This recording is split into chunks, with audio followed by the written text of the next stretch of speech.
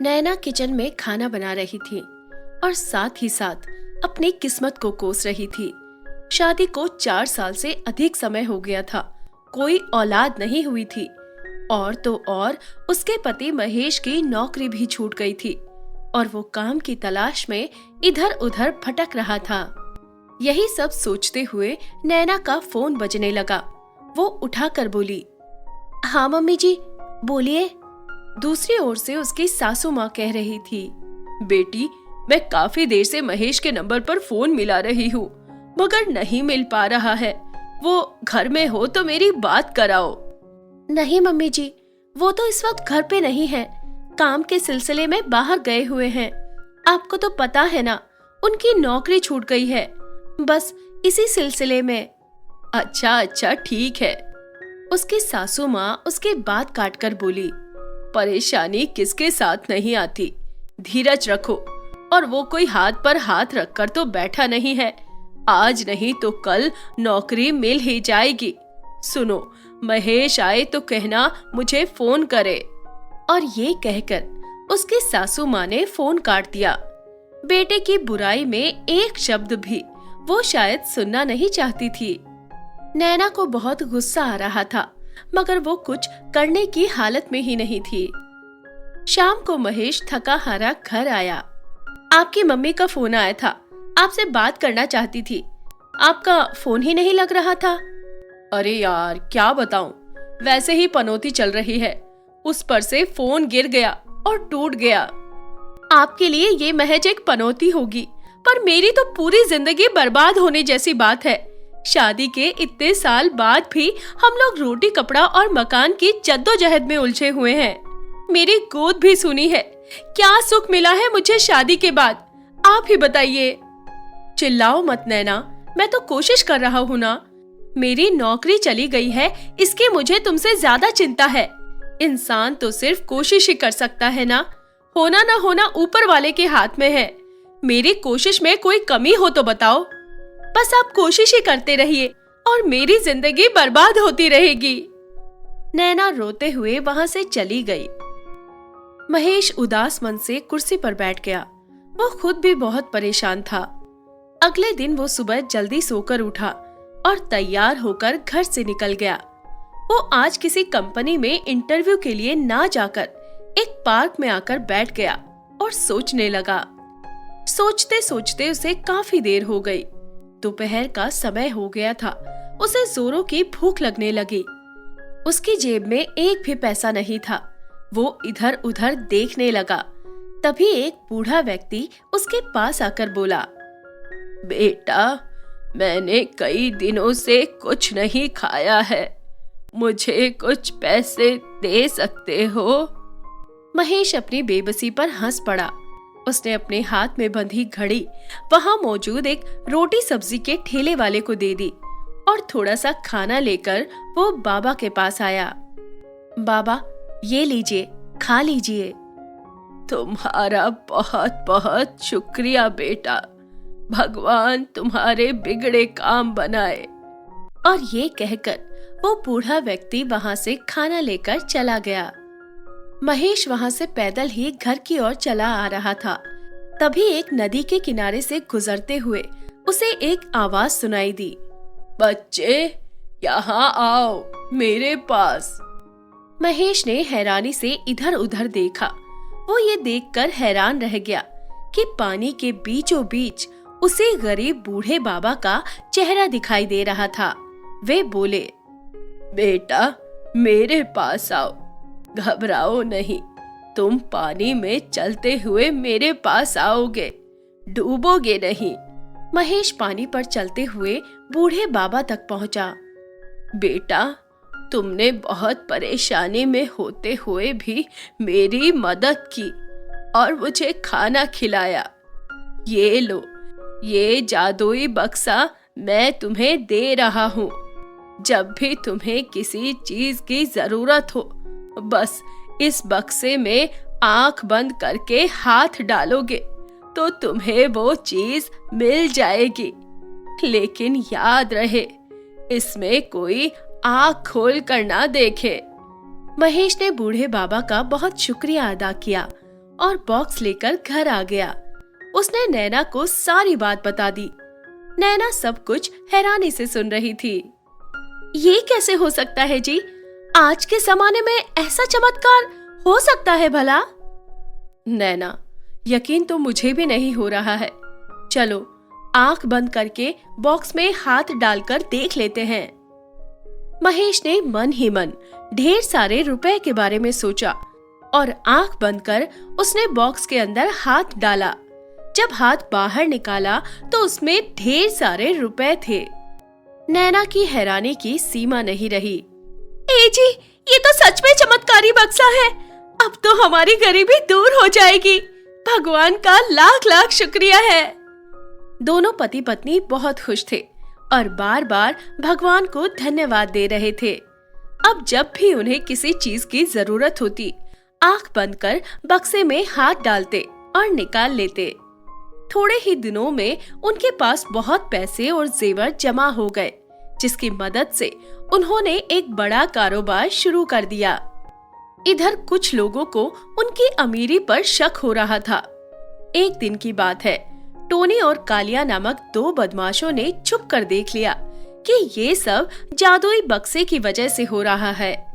आधी रात को जब दोनों पति पत्नी गहरी नींद में सो रहे थे, दोनों बदमाश वो बक्सा लेकर भाग गए। महेश को आहट मिली तो वो हड़बड़ाकर उठ बैठा और फिर वो उनका पीछा करने लगा।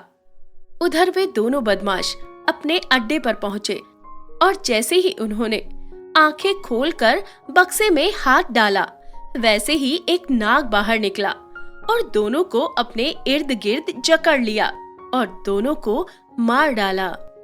तभी महेश वहां पहुंच गया और बक्सा लेकर वापस अपने घर आ गया और इस तरह से वे दोनों पति पत्नी अब सुख से जीने लगे।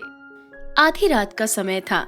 शर्मा जी के घर में सब गहरी नींद में सो रहे थे, मगर एक व्यक्ति ऐसा था जो अभी भी जाग रहा था और वो थी शर्मा जी की पुत्री कुमकुम। वो घर में बने बेसमेंट वाले कमरे में इस आधी रात को काला जादू कर रही थी। तभी वहां काले लिबास में एक दूसरा व्यक्ति दाखिल हुआ और बेसमेंट में कुमकुम के सामने आकर बैठ गया। बहना, तुम्हारे इस काले जादू का असर कब होगा? कब हमें खजाने का रास्ता मिलेगा? दीपक भैया, मैं बिना लाभ के कोई काम नहीं करती। ये काला जादू निश्चित रूप से हमें छिपे हुए खजाने तक ले जाएगा। बस धीरज रखो, इन सब कामों में थोड़ा वक्त तो लगता है। और ये कहकर कुमकुम ने अपनी आंखें बंद कर ली और जादू में विलीन हो गई।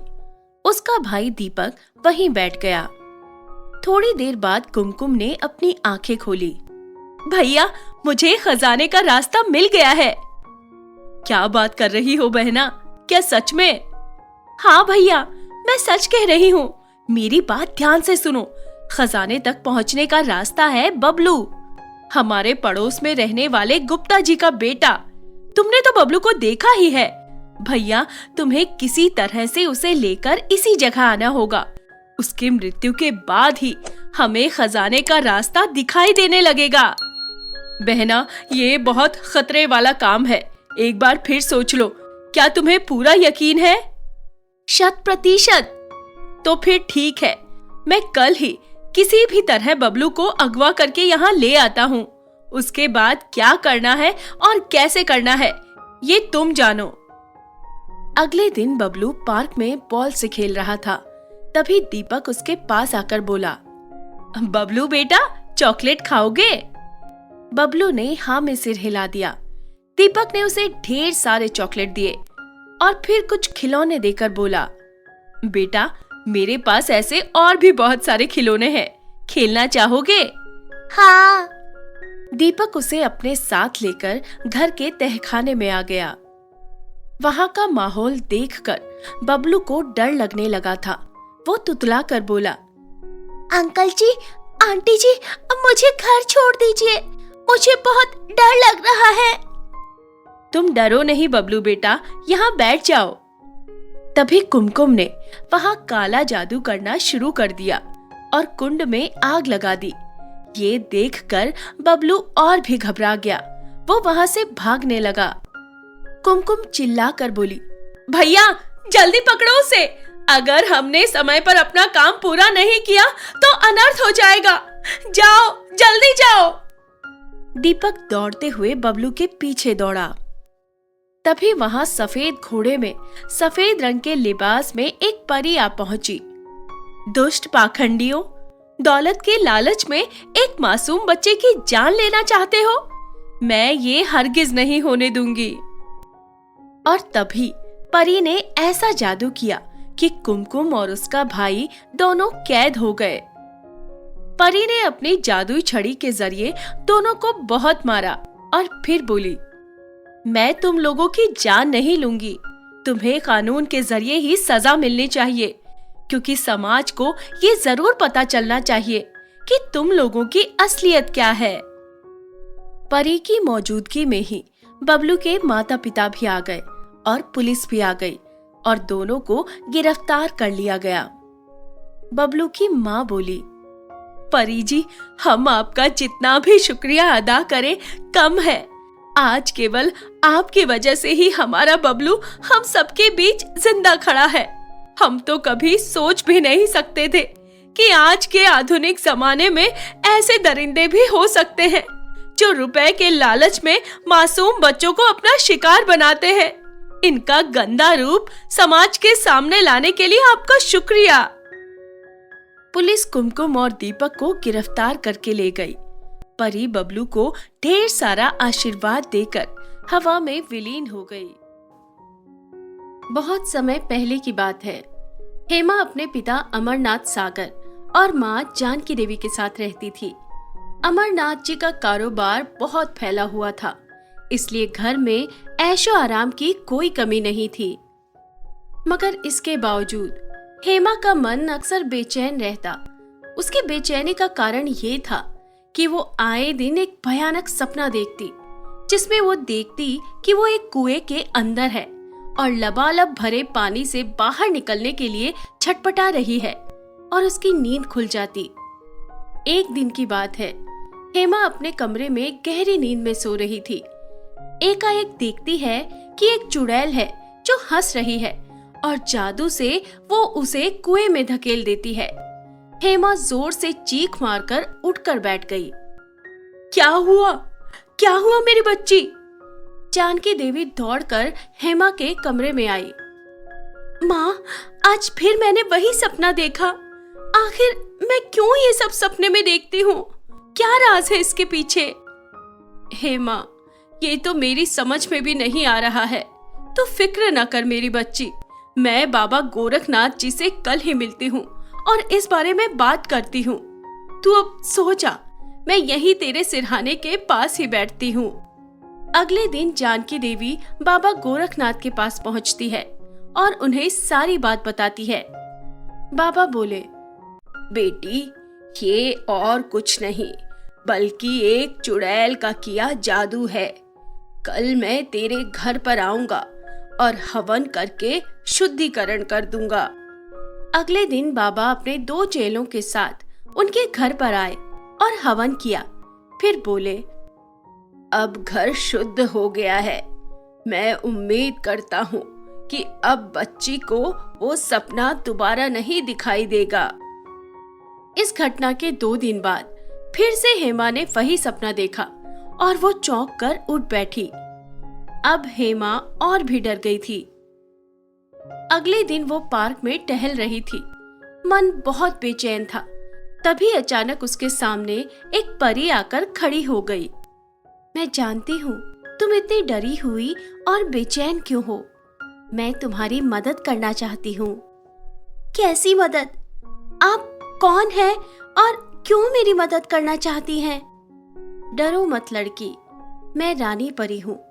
मुझे तुम्हारे सपने के बारे में सारी बातें पता है और मैं तुम्हें उस सपने से सदा के लिए निजात दिलवा सकती हूँ। जो काम मैं तुम्हें बताने वाली हूँ उसमें हमारे परी लोग का भी फायदा है, इसीलिए मैं तुम्हारी मदद कर रही हूँ। मुझे क्या करना होगा? लड़की, मैं तुम्हें जादुई 2 गुलाब के घर का पता बताती हूँ। वहाँ तुम्हें एक जादुई तलवार मिलेगी जिसकी रक्षा 2 चुड़ैल बहनें कर रही हैं। तुम्हें उन दोनों चुड़ैल बहनों को उस तलवार की मदद से खत्म कर देना है और उस तलवार को लाकर मेरे हवाले करना है। इस तरह से तुम हमेशा के लिए उस सपने से आजाद हो जाओगी। एक बात और, अगर तुम समय रहते उन चुड़ैल बहनों को खत्म नहीं करती तो एक दिन वे तुम्हारे सपने में आकर तुम्हारी जान ले लेंगी। लेकिन मैंने उन दोनों चुड़ैल का क्या बिगाड़ा है कि वे मेरे पीछे पड़ी हैं? तुमने अच्छा सवाल किया। तुमने तो ऐसा कुछ नहीं किया, मगर सैकड़ों सालों पहले तुम्हारे पूर्वजों ने उन चुड़ैलों को मारकर उन्हें धरती में कहीं दफन कर दिया था।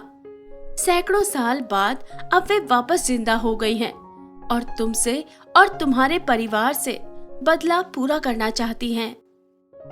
हेमा को सारी बात समझ में आ गई। वो उन दोनों जादूगर चुड़ैलों को मारने के लिए तैयार हो गई। रानी परी ने उसे जादुई 2 गुलाब के घर का पता बता दिया। रानी परी के कहने के मुताबिक हेमा उस जादुई गुलाब घर के पास पहुंच जाती है और एक घर में जैसे ही वो दाखिल होती है तभी एक चुड़ैल हंसते हुए बोली, बहुत अच्छा हुआ कि तुम खुद ही मरने के लिए हमारे पास आ गई। हमारा काम और आसान हो गया। मुझे मारने के लिए तुम्हें एक और जन्म लेना होगा। और ये कहकर वो रानी परी की दी हुई लाठी से जादू करती है और उस चुड़ैल के पूरे बदन में करंट दौड़ने लगता है। चुड़ैल को उसी हालत में छोड़कर वो गुलाब के दूसरे घर में दाखिल होती है। उसे जादुई तलवार मिल गई। वो जैसे ही बाहर निकलने की कोशिश करने लगी, एक बड़ा सा पत्थर उसके सिर पर गिरा, मगर हेमा बहुत सावधान थी। वो दौड़कर खुद को बचा लेती है और फिर वो तलवार से उन दोनों चुड़ैल पर हमला कर देती है। बहुत संघर्ष के बाद ही वो दोनों चुड़ैल को आग के हवाले कर देती है।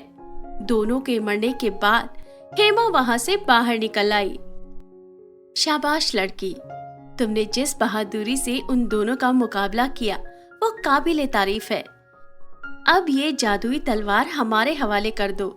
इसका इस्तेमाल कर हम परी लोक के एक बहुत ही खूंखार दरिंदे को खत्म करेंगे। और ये कहकर रानी परी हेमा से विदा लेती है। उस दिन के बाद से फिर हेमा ने कभी कोई बुरा सपना नहीं देखा। अब वो सुख चैन की जिंदगी जीने लगी। किसी शहर में पारो अपनी बहू विनीता और बेटे राजेश के साथ रहती थी। पारो का स्वभाव बहुत ही शांत और सरल था।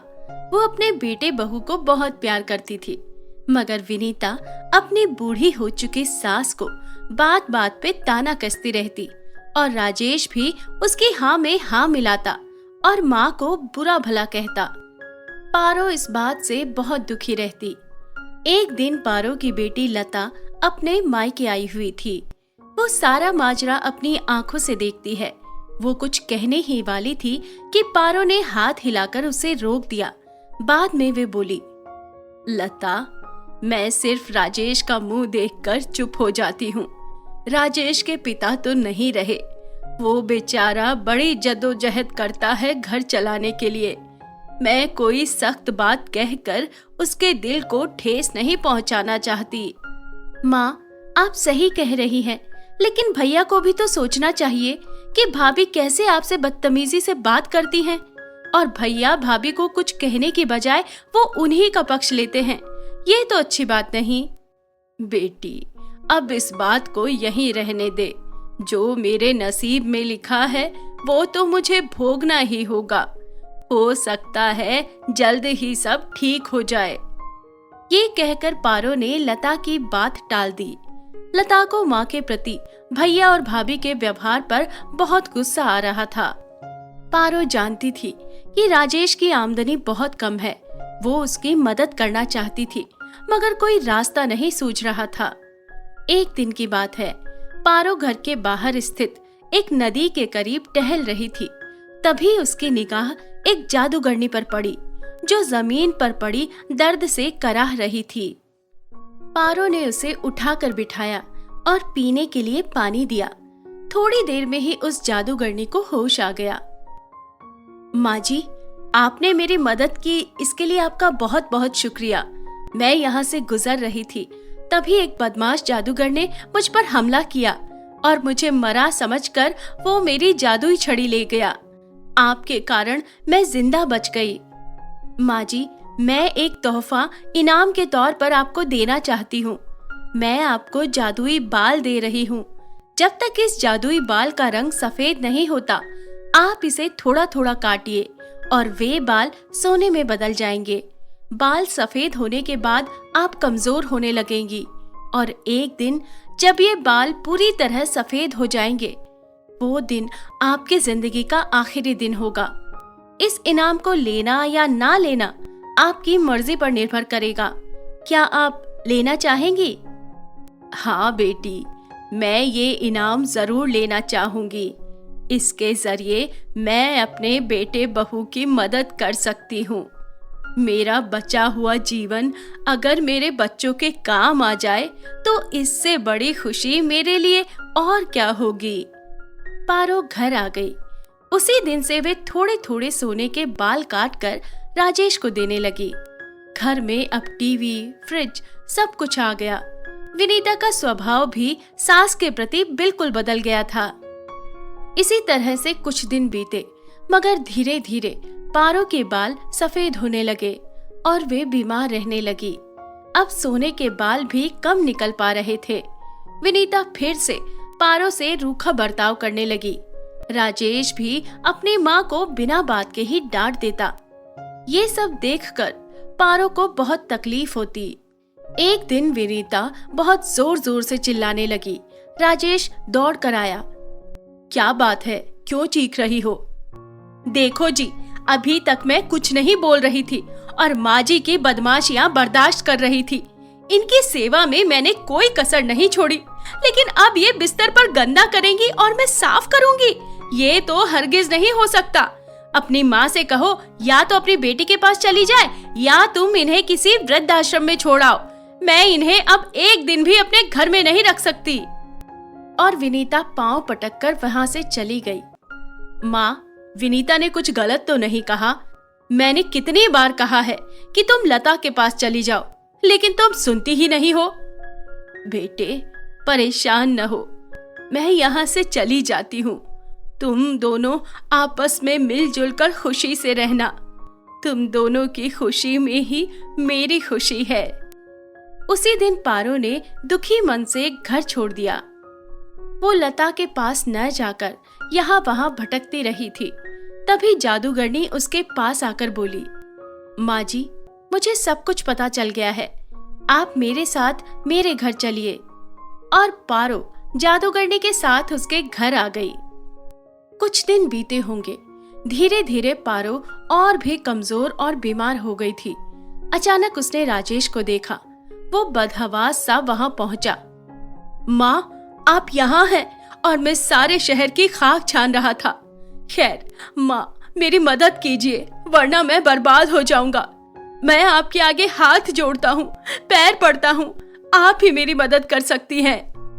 हाँ हाँ, मैं जरूर मदद करूंगी, लेकिन क्या बात है, मेरी तो कुछ समझ में नहीं आ रहा। माँ, मैं बहुत बड़े कर्जे में घिर गया हूँ। मैंने साहूकार से ब्याज पर पैसा लिया था। वो मुझे घर से निकालने की धमकी दे रहा है। माँ, मैं और आपकी बहू घर से निकलकर कहाँ जाएंगे? हमें बेघर होने मत दीजिए। माँ, मेरी मदद कीजिए।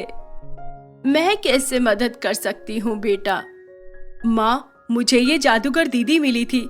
इन्होंने मुझे बताया कि अगर आप अंतिम समय में जादुई बालों का इस्तेमाल करें तो एक साथ बहुत सोना बन जाएगा, जिसके जरिए मैं अपना कर्जा उतार सकूंगा।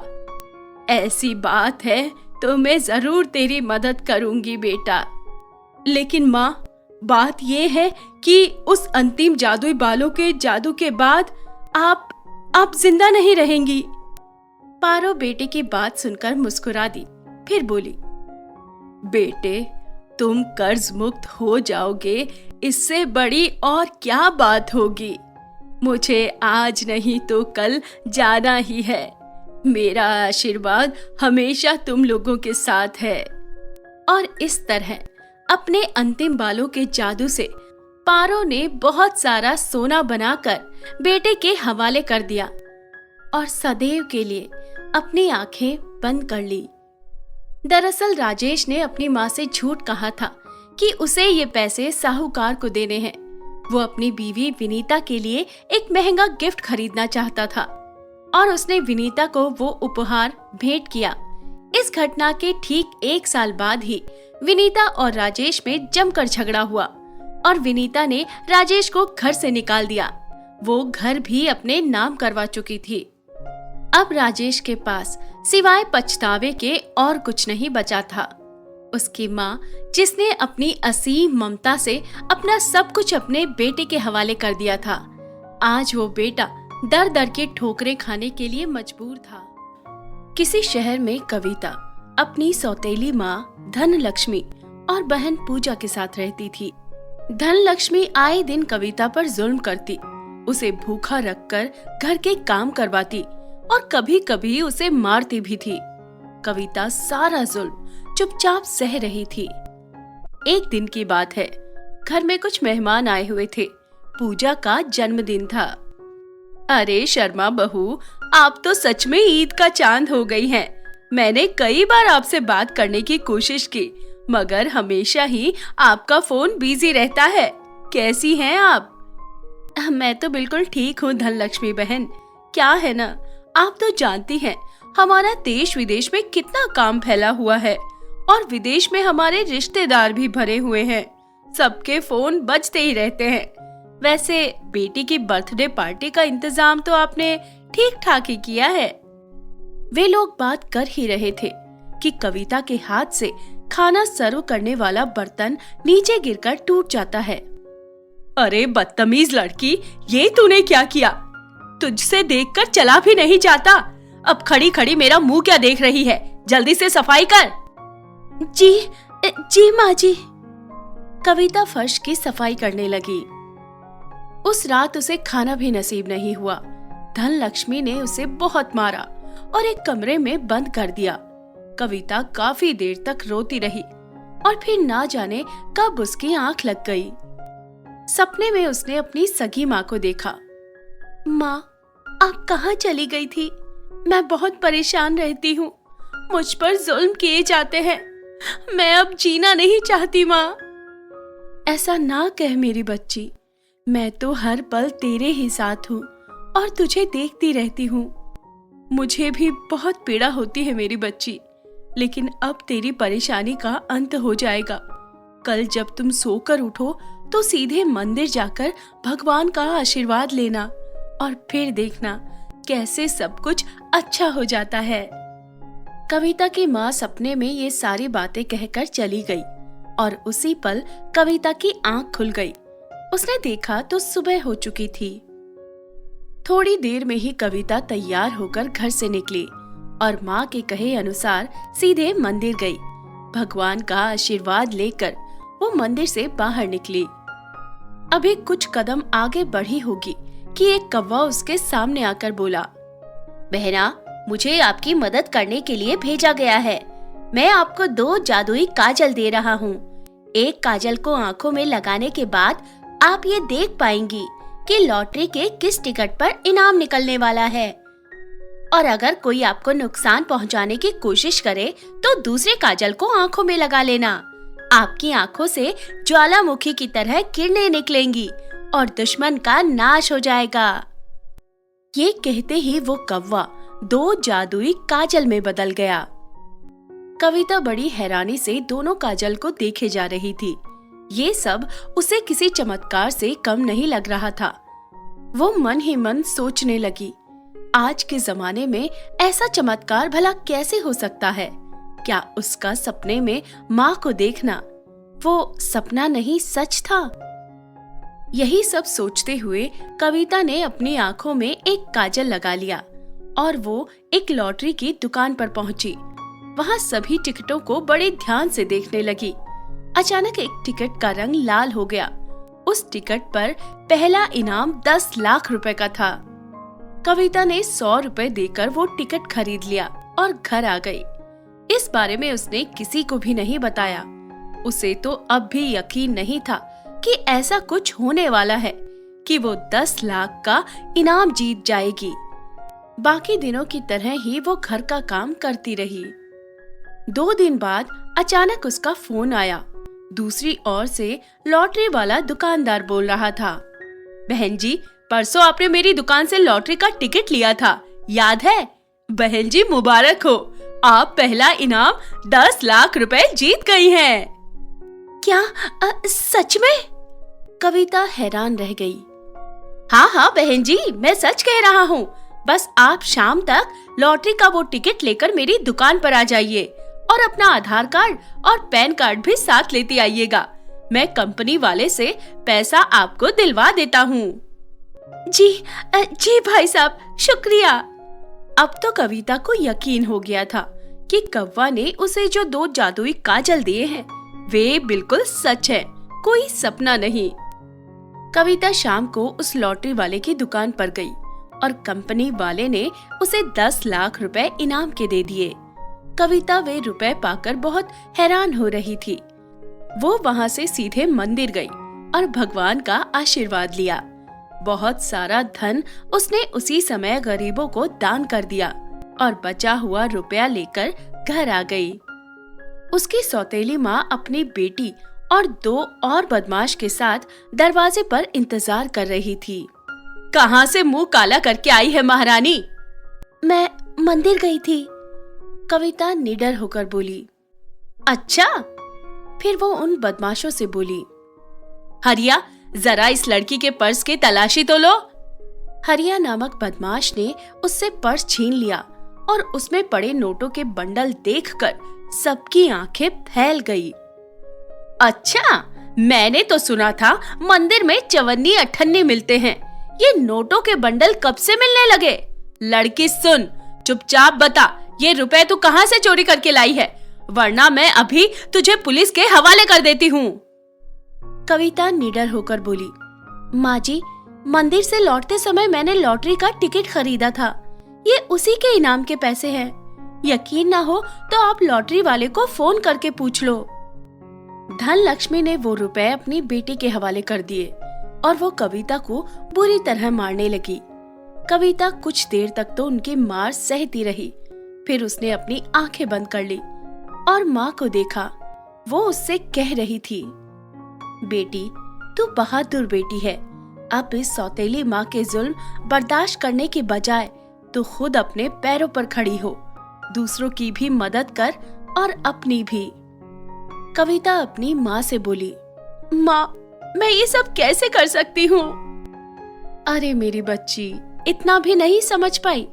इन सब को मजा चखाकर तू यहाँ से चली जा और अपना घर अपने पैसों से खरीद ले और अपनी जिंदगी खुद बना। मेरी बच्ची, जब भगवान तेरे साथ है तो तुझे किस बात का डर है? कविता ने अपनी आंखें खोल दी और वो वहाँ से भागकर दूसरे कमरे में आई और उसने दूसरा काजल अपनी आंखों में लगा लिया। तभी वहाँ वे सारे लोग भी आ पहुँचे। वे उस पर हमला करने ही वाले थे कि तभी कविता की आंखों से तेज किरणें निकली और सारे के सारे बदमाश बिजली के झटके खाकर वहाँ गिर पड़े। कविता ने उसी पल वो घर छोड़ दिया। अपनी माँ के कहे मुताबिक वो दूसरी जगह आ गई और उसने एक घर भी खरीद लिया और फिर एक के बाद एक कई लॉटरी के टिकटों से इनाम जीते और वो बहुत धनवान हो गई। कुछ सालों के बाद कविता ने अपना सारा धन गरीबों में दान कर दिया और मंदिर में ही सेविका बनकर लोगों की सेवा करने लगी।